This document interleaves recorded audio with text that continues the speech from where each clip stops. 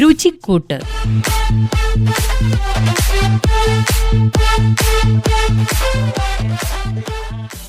ചില സമയം പെട്ടെന്നൊരു ലഞ്ച് ഉണ്ടാക്കേണ്ടി വരും.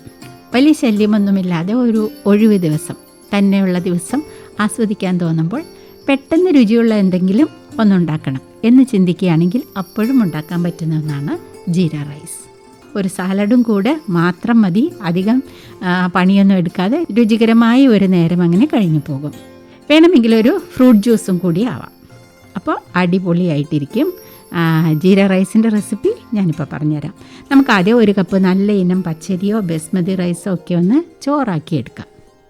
അരി വേവിക്കുമ്പോൾ അരിക്ക് മുകളിൽ 1 സെൻറ്റിമീറ്റർ മുകളിൽ വെള്ളം നിന്ന് കഴിഞ്ഞാൽ ഏകദേശം നല്ല പാകത്തിന് വെന്ത് കിട്ടും. കുറച്ച് വെണ്ണയും കൂടി ചേർക്കുകയാണെങ്കിൽ നല്ല രുചിയായിട്ടും എടുക്കാൻ പറ്റും. ജീര റൈസിന് നമുക്ക് വെള്ളമൊഴിച്ച് ഇത്തിരി വെണ്ണയും ഇട്ട് വേണമെങ്കിൽ വേവിച്ചെടുക്കാം. അതല്ലെങ്കിൽ കുറച്ച് തേങ്ങാപ്പാൽ ഒഴിച്ചിട്ട് വേണമെങ്കിലും വേവിച്ചെടുക്കാം. ഏതായാലും ചോറ് തയ്യാറാക്കി കഴിഞ്ഞാൽ ഒരു പാൻ അടുപ്പത്ത് വെച്ച് അതിൽ നെയ്യോ എണ്ണയോ ഒഴിക്കുക.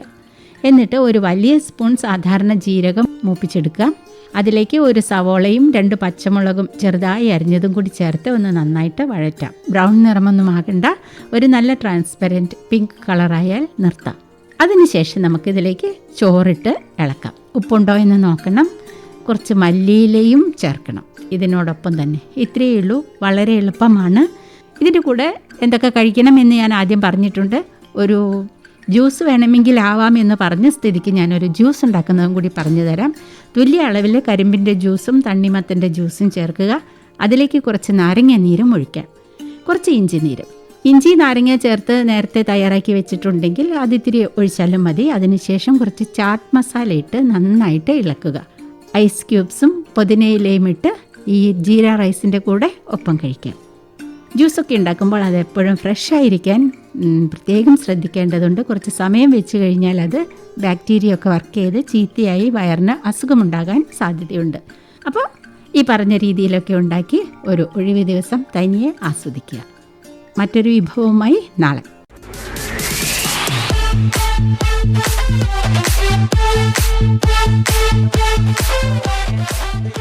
രുചിക്കൂട്ട്. നിർവഹണം ലീന.